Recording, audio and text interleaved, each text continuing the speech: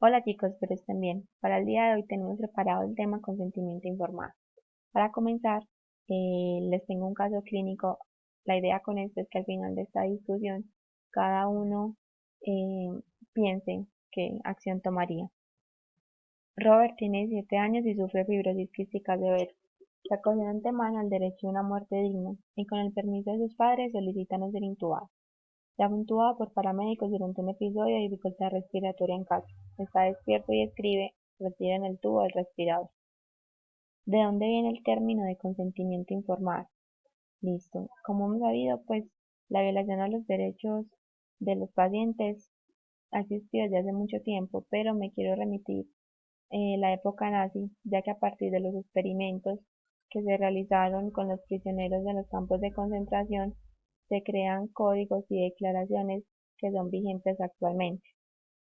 Entonces, a partir de los experimentos durante la época nazi, eh, al finalizar la Segunda Guerra Mundial, los médicos nazis fueron juzgados por haber sometido a torturas y asesinatos a los prisioneros en los campos de concentración, y los jueces de Nuremberg emitieron su veredicto en agosto de 1947 y desarrollaron una sección llamada Experimentos Médicos Permitidos, lo que se considera el Código de Ética de Nuremberg. Este Código de Nuremberg es la primera fuente para la ética de la investigación que será utilizada internacionalmente.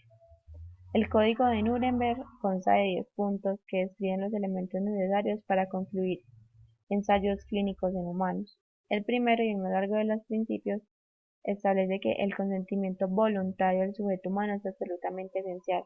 Entonces, vemos acá cómo aparece a partir de este código Nuremberg la importancia del consentimiento informado en investigación. En 1974, la Asociación Médica Mundial desarrolló un código de ética en investigación que fue conocido como la Declaración de Helsinki. Esta es una extensión del código de Nuremberg, incluye pues diferentes aspectos en investigación, pero los más importantes son los tres aspectos éticos que son básicos para llevar a cabo cualquier investigación con sujetos humanos, y estos son el respeto por las personas, la beneficencia y la justicia. El respeto por las personas nos habla de que los individuos deben ser tratados como seres autónomos y debe permitírseles decidir por sí mismos, y se debe brindar una protección adicional a los individuos que no pueden decidir por sí mismos. Entonces acá aparece como elemento esencial el consentimiento informado en aquellas personas que no son capaces de tomar decisiones por sí mismas. El principio de la beneficencia significa una obligación a no hacer daño, a minimizar el daño y aumentar los beneficios. Y el principio de la justicia, que requiere que la investigación esté diseñada de tal manera que las cargas y los beneficios estén compartidas en forma equitativa entre los diferentes grupos de investigación. En cuanto al consentimiento informado en nuestra práctica médica, tenemos como historia aquí. En el periodo anterior al año 1941 no se precisaba nada pues con el consentimiento médico, bastaba simplemente con el consentimiento tácito.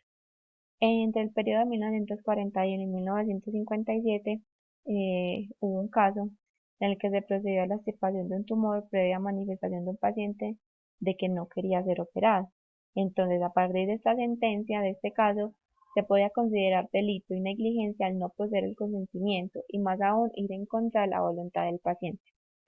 Entre el periodo de 1957 y 1972 tenemos otro caso, en el cual un doctor realizó una mielografía con fines diagnósticos y hubo complicaciones posteriores. Entonces, esta sentencia establece que es deber de nosotros como médicos explicar la técnica prevista y sus posibles consecuencias, así como tener el consentimiento informado del paciente. En el periodo posterior a 1972 viene marcado pues por otro caso en el que un paciente operado de una laminectomía se cayó de la cama y sufrió lesiones pues graves. A partir de entonces, es deber también como otros médicos extender la información a los pacientes en lo relativo a las limitaciones con que puede quedar, cuáles son los riesgos y qué peligro, ¿cierto? En Colombia, ya hablamos de consentimiento informado en la Ley 23 de 1981, en la que habla de el Código de Ética Médica. Y en la Resolución 13467 del 91 se determinó además el establecimiento de los comités de ética hospitalaria del decálogo de los derechos del paciente. Listo. Entonces, ¿qué es el consentimiento informado?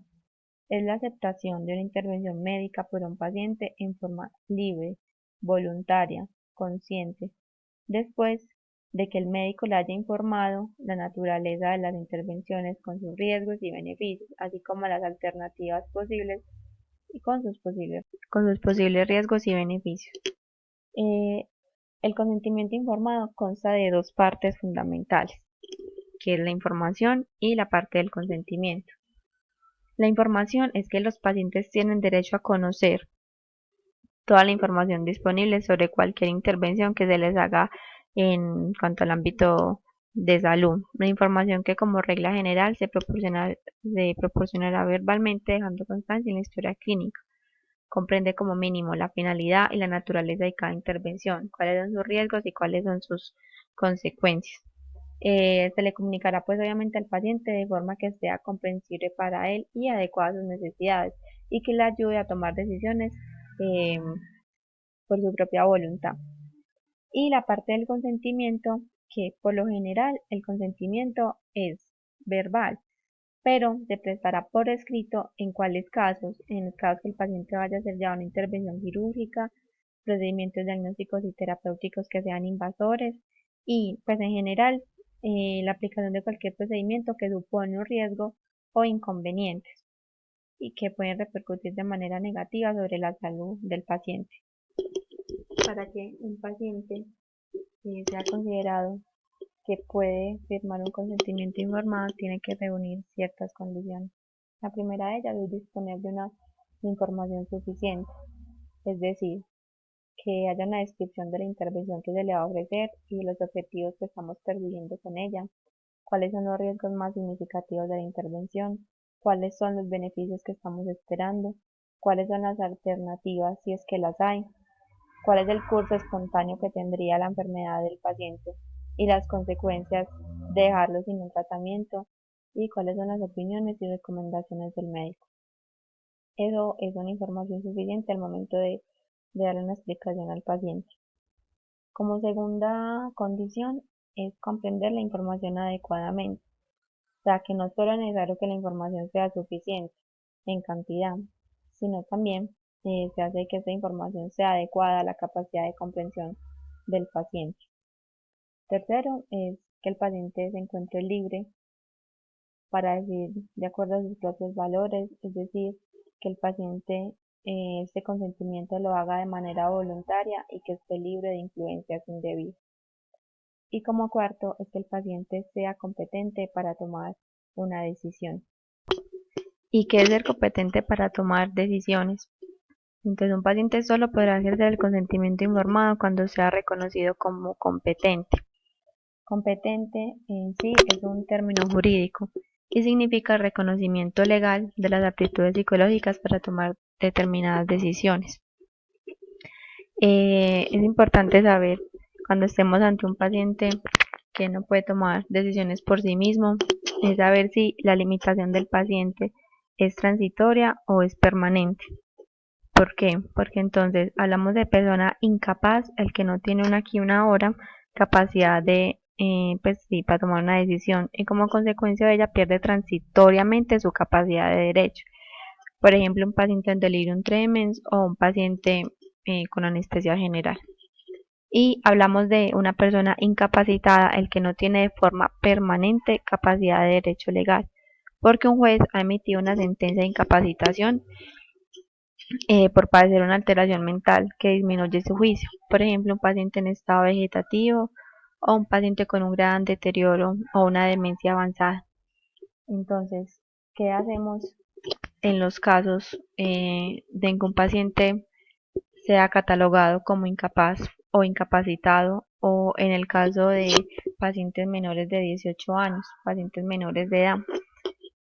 Acá nos vemos obligados a el uso del consentimiento por representación, que es un tipo de consentimiento que debe emitirse cuando alguien no está en condiciones de emitirlo por él mismo, es decir, no tiene, dicho pues de forma general, capacidad para tomar decisiones. Entonces, en estos casos, no es que el clínico pueda actuar sin dar información o pedir el consentimiento. Lo que pasa es que además de contar en lo posible con el paciente, hay otra persona implicada en la toma de decisiones, en este caso el representante. Entonces, cuando nosotros vamos a hacer uso de la representación legal, cuando el paciente no sea capaz de tomar decisiones a criterio del médico responsable o su estado físico o psíquico no le permita hacerse cargo de su situación. Cuando el paciente esté incapacitado legalmente o cuando el paciente sea menor de edad y no sea capaz intelectual ni emocionalmente de comprender el alcance de la intervención. Hay un pequeño punto que quiero hacer hincapié acá con los menores de edad, es que hay cierta pues como situación ante los menores de edad pero mayores de 14 años o que estén emancipados. En estos pacientes eh, que estén emancipados y que sean menores de 18 pero mayores de 14 años, no cabe prestar el consentimiento por representación. Sin embargo, en caso que haya un riesgo contra su vida, según el criterio pues del médico, los padres serán informados y su opinión será tenida en cuenta para tomar la decisión correspondiente. Pero niños, acá ya acaba la charla. Espero hayan aprendido mucho sobre consentimiento informado y lo importante que es en nuestra práctica médica diaria. Gracias.